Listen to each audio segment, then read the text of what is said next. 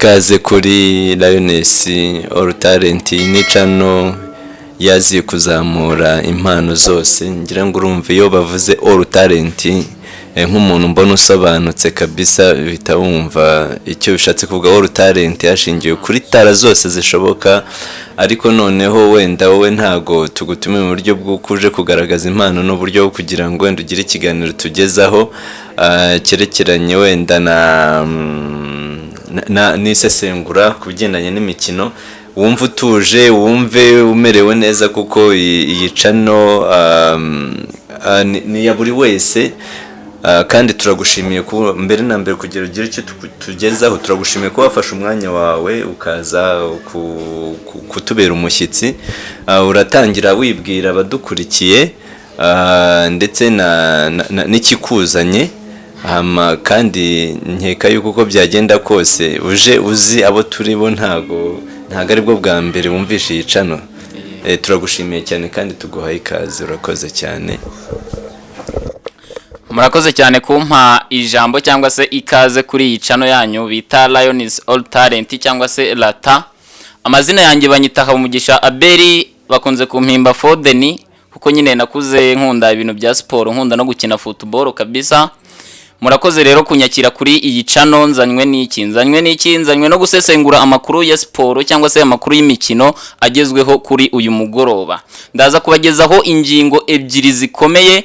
Ni ingingo imwe yo mu Rwanda, turaza kwibanda ku makuru yo mu Rwanda mu transferi. Turaza kureba ikipe ya APR FC n'ikipe ya Rayon Sport uko ziyubatse muri iyi sama kabisa, kuko hari match izabahuza muri uku kwezi kwa munani ya Super Coupe, igikombe gihuza ikipe yatwaye igikombe cya shampiyona n'ikipe yatwaye igikombe cy'amahoro. Iyo ni ingingo ya mbere turaza kwibandaho. Turaza kureba uburyo ikipe ya APR FC n'ikipe ya Rayon Sport ziyubatse kabisa. Ubwo turaza kubagezaho amatransferi yose avugwa muri ayo makipe. Turaza no kubabwira 11 bazajya bifashishwa kuri izo match cyangwa se umwaka utaha muri saison. Turebe amakipe yombi uko azabahagaze.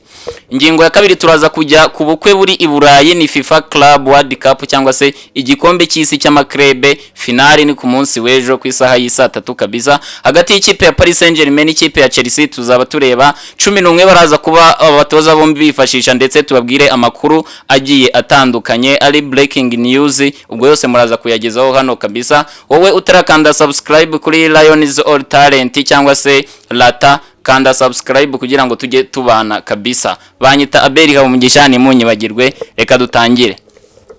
Ingingo ya mbere tugiye kureba amakuru y'ikipe ya APR FC n'ikipe ya Rayon Sport. Murabizi iyi niyo match ibikomeye muri shampiyona y'u Rwanda cyangwa se niyo derby yo mu Rwanda rw'imisozi igihumbi kabisa. Tugiye kubanza turebe isoko ry'igura n'igurisha rigeze muri aya makipe yombi. Murabizi umwaka ushize ikipe ya APR FC ibikombe byose bikinirwa hano mu gihugu niyo yabitwaye. Ubwo iyo mvuga ibikombe byose tuba tuvuga igikombe cy'igihugu cyangwa se igikombe cy'amahoro, tukavuga igikombe cya shampiyona kabisa. Rayon Sport yatahiye aho, kuko ikipe ya APR FC ibikombe byose niyo yabitwaye. Aya makipe rero ewana bigeze kure, ararimbanyije. Isoko ry'igura n'igurisha rirarimbanyije, amakipe yombi ari kwiyubaka, abavugizi bayo barimo barivuga imyato kabisa. Tugiye guhera mu ikipe ya APR FC. APR FC yazanye umutoza mushya, yazanye abakinnyi bakomeye ewana. Baravuga ko gahunda ari mu matsinda. Reka turebe. Ikipe ya APR FC yaguze abakinnyi batandukanye, abenshi yagiye bakura muri mukeba. Yaguze uwo bajya bita Bugingo Hakimu ukina ku ruhande rw'ibumoso kuri gatatu, yamukuye mu ikipe ya Rayon Sport. Izana Fitina Omboriyenga, myugaro w'ikipe ya Rayon Sport, nawe ukina kuri kabiri. Izana uwo bajya bita Nduwayo Alexi, yamukuye mu ikipe ya Gasogi. Izana umunyaburikina Faso bamwita Memel Laouf Dao. Uyu ni umumediateri ukina nimero 10. Uyu nguyu ikipe ya APR barakubwira ko ari we Messi wabo. Bazana umukaseri bita Ronald Sekiganda yakiniraga ikipe ya Villa Sport Club yo muri Uganda kabisa. Bazana umwataka waturutse i Burayi mu gihugu cya Turkiya, ariko no munyakote d'Ivoire, bamwita William Togi. Uyu nguyu ishundura azajya zinyeganyeza. Ndetse barongera basinyisha umunyezamu bakuye mu ikipe ya AS Kigali, bamwita Adolphe Hakizimana.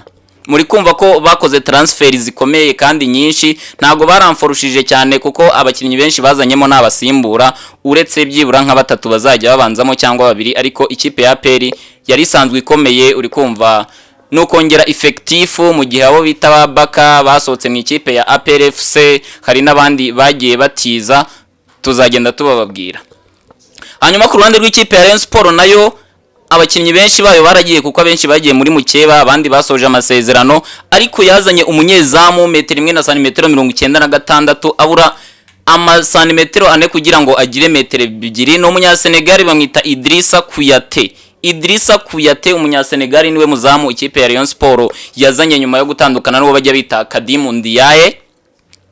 Bazanye uwo bajya bita Nicolas Mwele no mu defenseur ukina kuri gatatu, ariko baracyari mu biganiro, sinzi nimba bizacamo, ari muri teste. Bazana uwo bajya bita Rutanga Eric, nawe ari muri teste kugira ngo arebe nimba yagaruka mu ikipe ya Rayon Sport. Bazana umusore wo mu Rundi bita Musore Prince, uyu nguyu niwe unaharwa amahirwe yo kuzajya abanza mu kibuga kuri gatatu, Musore Prince kabisa. Bazana uwo bajya bita Rushema Chris bakuye mu ikipe ya Mukura, ubwo ngo bwaje ahasanga uwo bajya bita Yusuf Diagne. Bazanye Tunisia, ubwo ni umwarabu bica bigacika, uyu nguyu abariyo bavuga ko ari we Neymar wabo, bamwita Mohamed Sheri bakunda gutazira Sheri wabariyo kabisa. Ndetse akanyenyeri ka Rayon Sport kari gukora kugira ngo babe bagura uwo bajya bita Abedi Bigirimana, umumediateri wabaga mu ikipe ya Police FC, ariko akaba yarasoje amasezerano. Ikipe ya APR n'ikipe ya Rayon Sport murabizi ko umwaka ushize, muri sezo ishize, bakinnye match za championnat zose bakajya banganya ubusa ku busa kuri stade Amahoro. Gusa mu gikombe cy'amahoro ikipe ya APR FC yatsinze ikipe ya Rayon Sport ibitego 2-0. Murabyibuka neza, ni ibitego byatsinzwe na Sheikh Jibril Ouattara ndetse n'uwo bajya bita Mugisha Gilbert. Ikipe ya Rayon Sport irya 2-0, biza kurangira nta gikombe na kimwe itwaye. Ikipe yombi yari yubatse, ikipe ya APR FC n'ikipe ya Rayon Sport. Tugiye kubagezaho line-up cyangwa se 11 bashobora kuzajya babanzamo, 11 bakomeye. Ubwo ngiye kukubwira line-up yanjye cyangwa 11 mbona bazajya babanzamo, nawe uhita umanuka ujye hepfo muri comment umbwire ikiburamo cyangwa uwo nashyizemo utagagombye kuba urimo kabisa. Ngiye kumanuka na 11 b'ikipe ya APR FC, ndasoreza kuri 11 b'ikipe ya Rayon Sport. Mwizamu ry'ikipe ya APR FC ni Ishimwe Pierre Mario, kuri kabiri bamwita Omborenga Fitina Ombabebe yavuye mu ikipe ya Rayon Sport. Kuri gatatu ni kapiteni bamwita Niyomugabo Claude kabisa, uyu muramuzi. Hagati mu mutima wa defense bamwita Alium Suwane ndetse na Niyigena Clement MVP wa championnat ishize.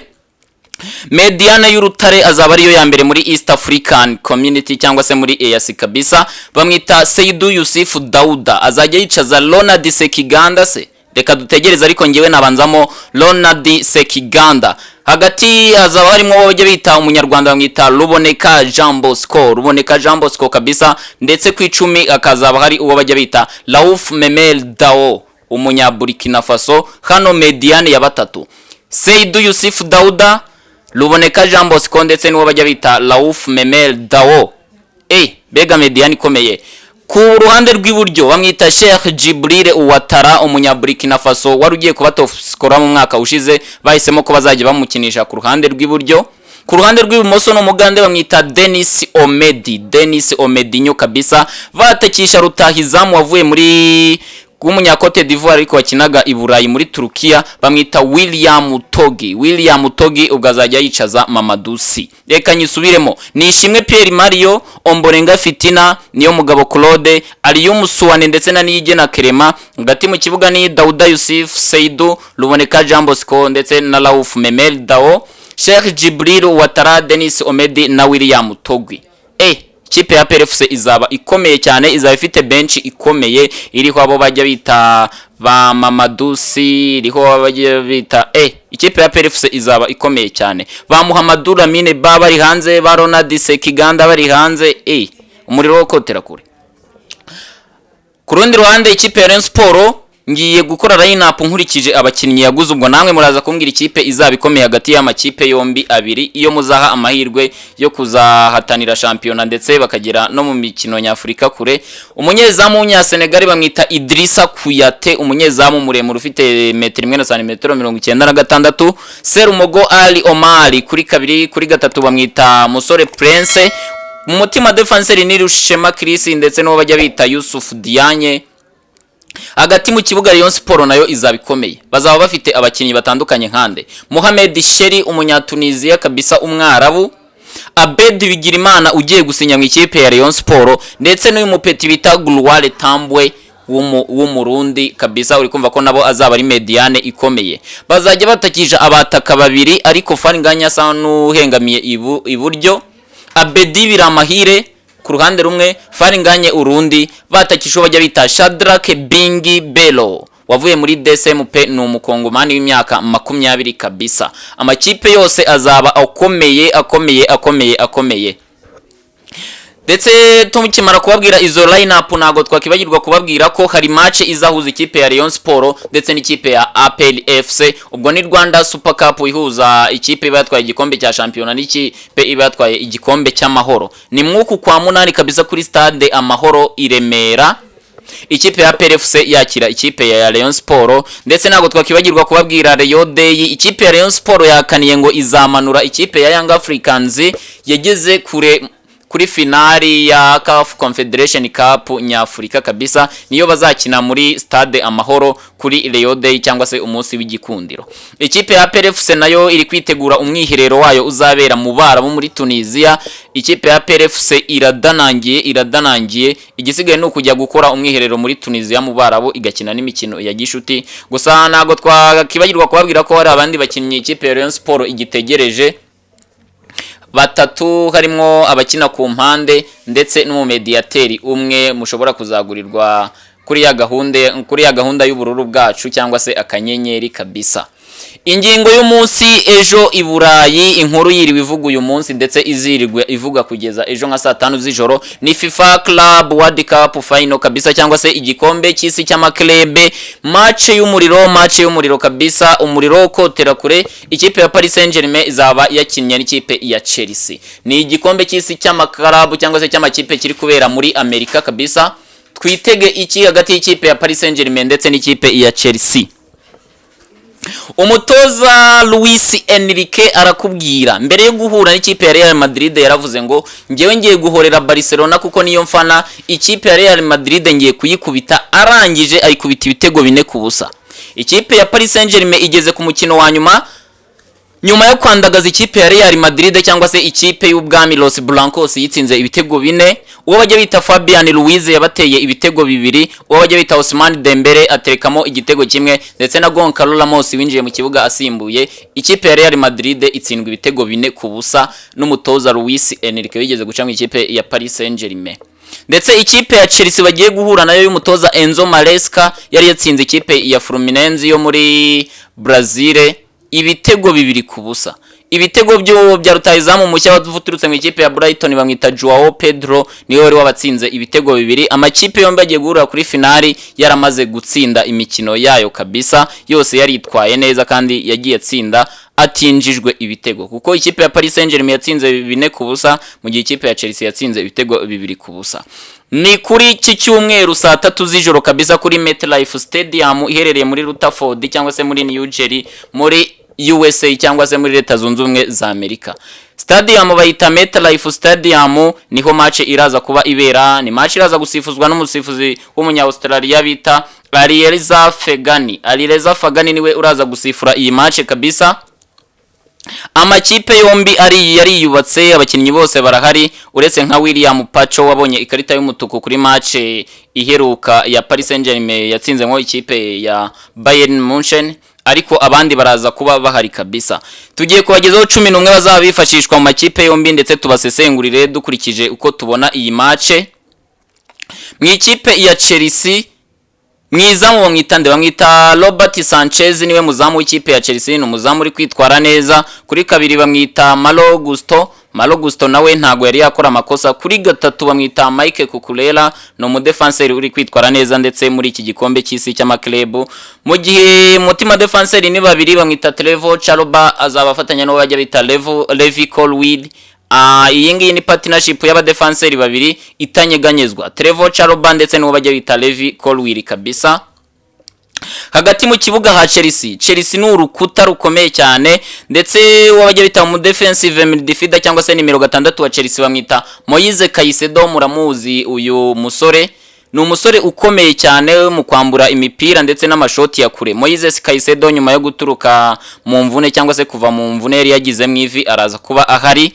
Nimero 8 bamwita Enzo Fernandez umunya-Argentine araza kuba habaye kabisa, ndetse na playmaker cyangwa se nimero 10 bamwita Cole Palmer muramuzi, umusore wavuye mu ikipe ya Man City.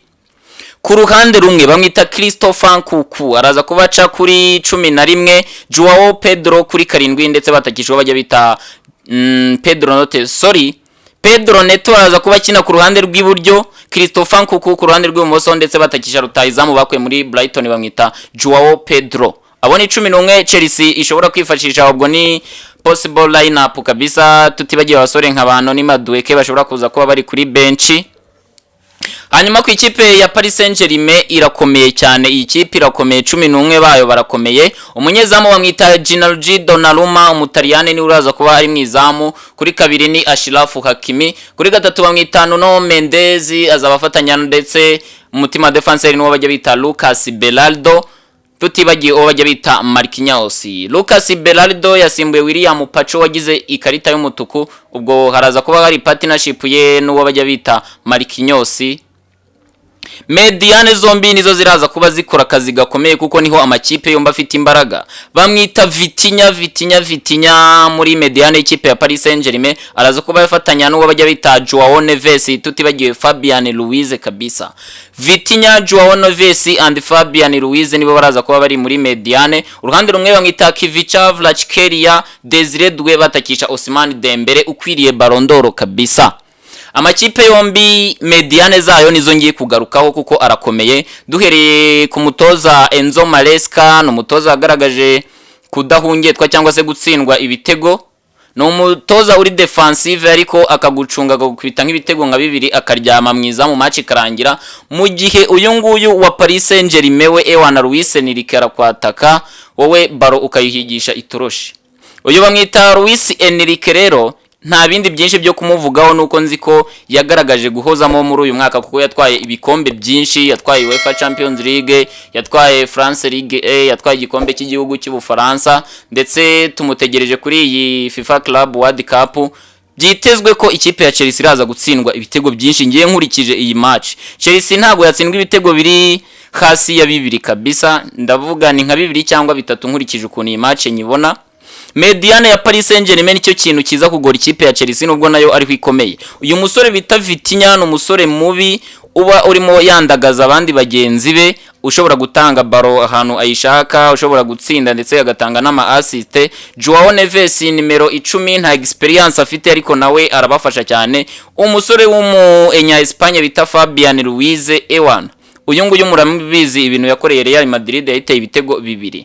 Aha rero niho ruza kuba ruzingiye. Tutibagiwe Achraf Hakimi, umunyamaroke Achraf Hakimi abantu benshi ntago bamubona, umusore ukina 2 ku ruhande rw'iburyo, ariko akenshi umusanga kuri 11 cyangwa se kuri 7. Iyo ikipe imanutse nawe aba yagiye kwataka ibitego arabitsinda, ndetse ubu ngubu ari underrated, yamaze gutsinda ibitego byinshi ndetse n'ama assist. Uyu nguyu araza kuba yitezwe. Bamwita Nuno Mendes, yafashe Messi, yafashe Bukayo Saka, yafashe Mohamed Salah, yafashe Lamine Yamal.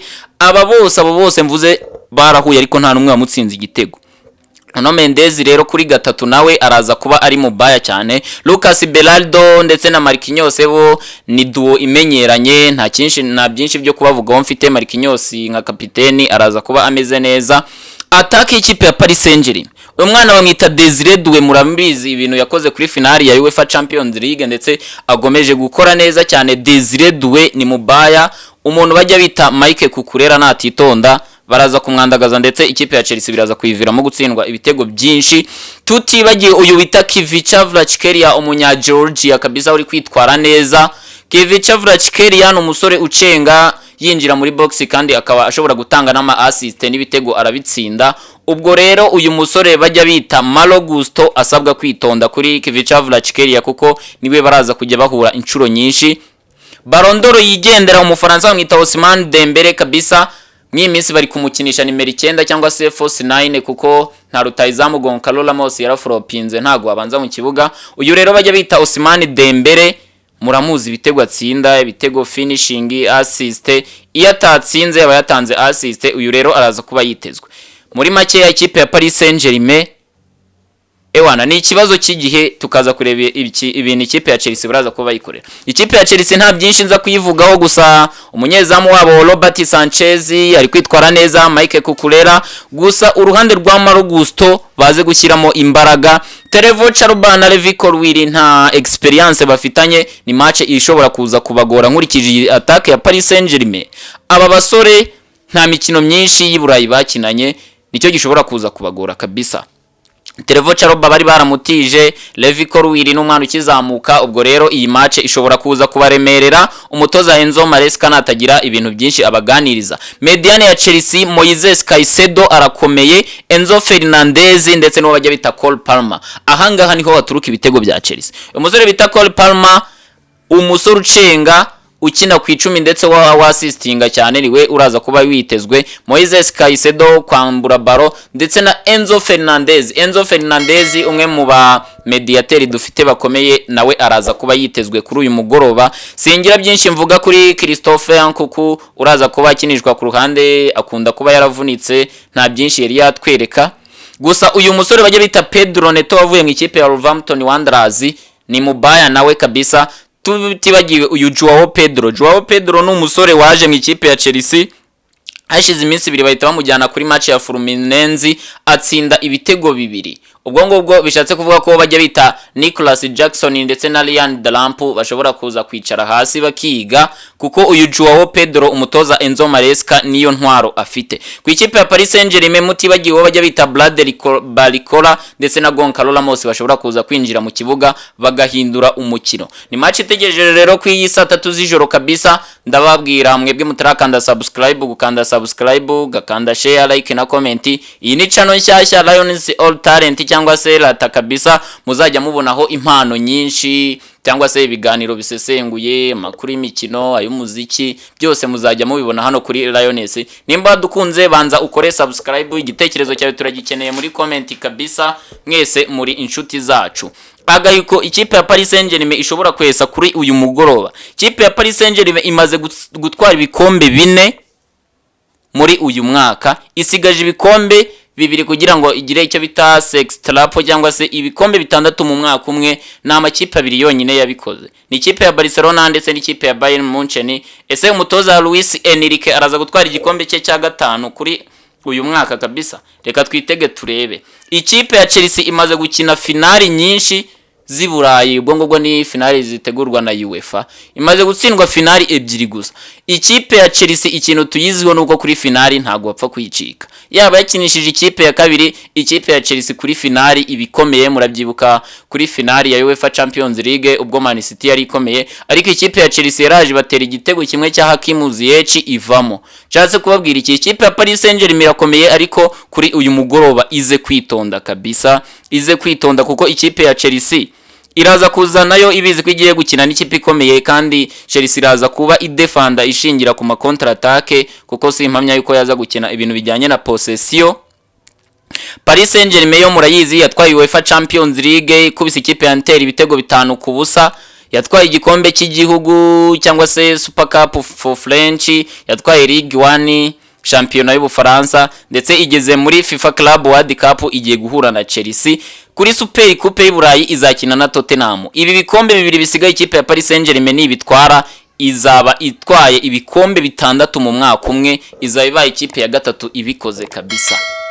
Reka rero tubategereze ko mukora subscribe, ndetse iyi match mushobora kuza kuyikurikira live ku munsi w'ejo. Nukanda subscribe uraza kuyibona kuri iki gitangazamakuru cyacu kabisa. Nkubwira wewe babashe kunkurikira, jya muri comment ukande like, share ndetse na subscribe. Murakoze cyane, twongere tubana. Ciao ciao.